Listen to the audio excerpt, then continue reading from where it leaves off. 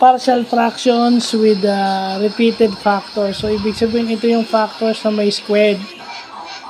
So, ang pattern nito is may square. Nakalimutan natin. May square dito. Okay? Yan yung repeated factors.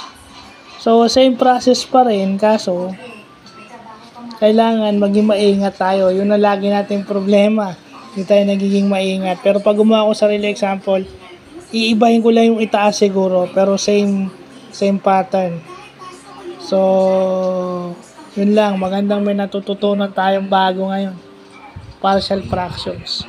Pero maya-maya gawa tayo sarili natin example. Para punta na tayo sa integration ng partial fractions. Para magandang pag-aaralan natin yan. Mas okay. So, yun lang po.